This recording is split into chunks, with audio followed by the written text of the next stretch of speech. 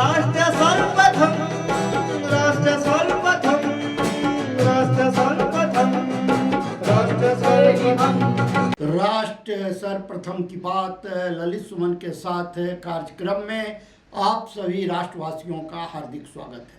PM Modi ने स्वास्थ्य और चिकित्सा अनुसंधान पर पोस्ट बजट वेबिनार को संबोधित किया। इस दौरान उन्होंने कहा कि देश में सभी के लिए इलाज को अफोर्डेबल बनाना सरकार की प्राथमिकता है। भारत लगातार स्वास्थ्य देखभाल में विदेशी देशों पर न्यूनतम निर्भरता सुनिश्चित करने की कोशिश कर रहा है। आत्मनिर्भर बनने के लिए हमारे उद्यमियों को यह सुनिश्चित करना होगा कि भारत को किसी भी तकनीक का आयात करने की जरूरत न रहे। उन्होंने कहा कि दुनिया का ध्यान पहले से ही कहीं ज्यादा अब स्वास्थ्य देखभाल पर आया है, लेकिन भारत की अप्रोच सिर्फ स्वास्थ्य देखभाल तक ही सीमित नहीं, बल्कि हम एक कदम आगे बढ़कर कल्याण के लिए काम कर रहे हैं।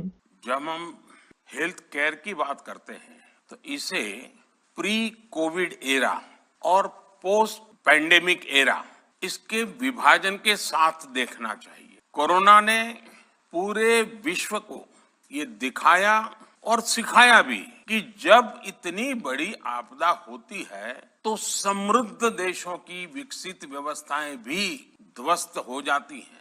दुनिया का ध्यान पहले से कहीं ज्यादा अब हेल्थ केयर पर आया है, लेकिन भारत की अप्रोच सिर्फ हेल्थ केयर तक ही सीमित नहीं, बल्कि हम एक कदम आगे बढ़कर वेलनेस के लिए काम कर रहे हैं। इसलिए हमने दुनिया के सामने एक विजन रखा है, one earth one health.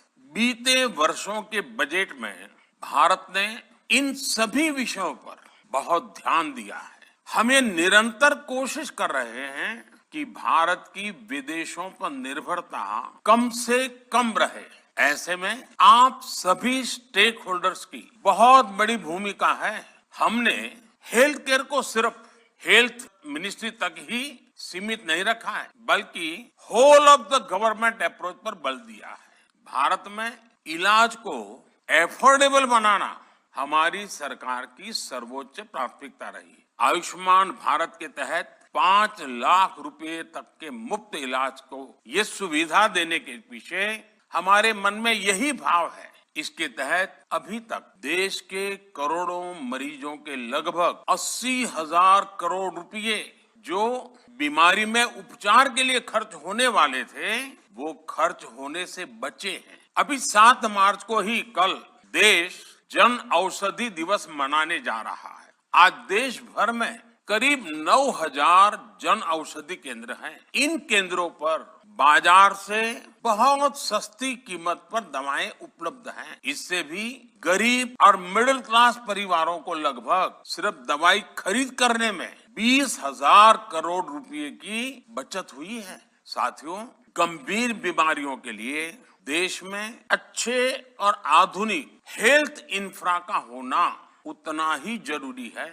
PM Ayushman Bharat health infrastructure mission के तहत क्रिटिकल हेल्थ इंफ्रा को छोटे शहरों और कस्बों तक ले जाया जा रहा है। इससे छोटे शहरों में नए अस्पताल तो बन ही रहे हैं, हेल्थ सेक्टर से जुड़ा एक पूरा इकोसिस्टम विकसित हो रहा है। इसमें भी हेल्थ एंटरप्रेन्योर्स के लिए, इन्वेस्टर्स के लिए, प्रोफेशनल्स के लिए अनेक नए अवसर बन रहे हैं। साथियों, हेल्थ इंफ्रा के साथ सरकार की प्राथमिकता ह्यूमन रिसोर्स पर भी है। बीते वर्षों में 260 से अधिक नए मेडिकल कॉलेज खोले गए हैं। इस वजह से मेडिकल की ग्रेजुएट और पोस्ट ग्रेजुएट सीटों की संख्या 2014 के मुकाबले, यानी हम जब सत्ता में आए उसके पहले के मुकाबले में आज 2 गुनी हो चुकी है।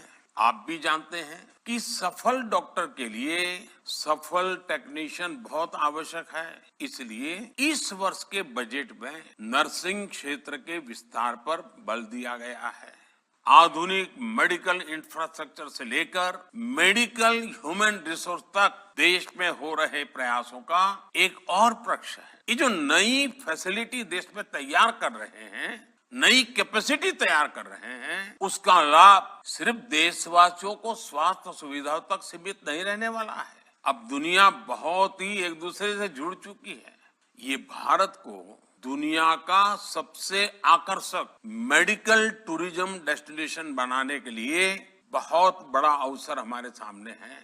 मुझे विश्वास है कि आप सबका अनुभव, आप सबके निजी विकास के संकल्प, देश के विकास के संकल्प के साथ जुड़ करके हम सामूहिक शक्ति से, सामूहिक प्रयास से सिद्धि अवश्य प्राप्त करेंगे। मेरी आपको बहुत बहुत शुभकामनाएं हैं। धन्यवाद। राष्ट्र सर्वप्रथम की बात ललित सुमन के साथ कार्यक्रम में हम आपसे आज यहीं विदा लेते हैं। अन्य खबरों के लिए आप बने रहें। राष्ट्र सर्वप्रथम, वंदे मातरम, जाग उठा है भारत। राष्ट्र सर्वप्रथम, राष्ट्र सर्वप्रथम।